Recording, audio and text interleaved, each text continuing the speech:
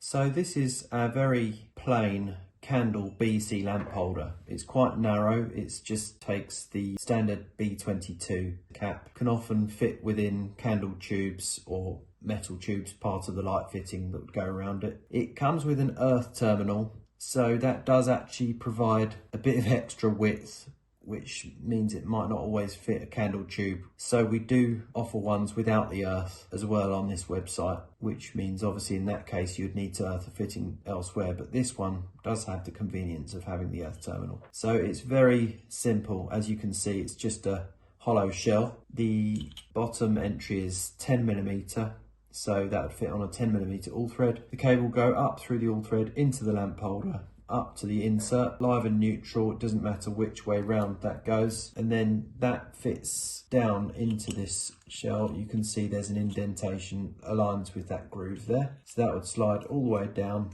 into there like that. And then once it's down, with a screwdriver, you just bend in these two tabs to stop it from coming back out again. And then also your earth wire would go, so come into there, and then the earth terminal would go and is secured by this grub screw out on the outside. So that is our BC candle lamp holder.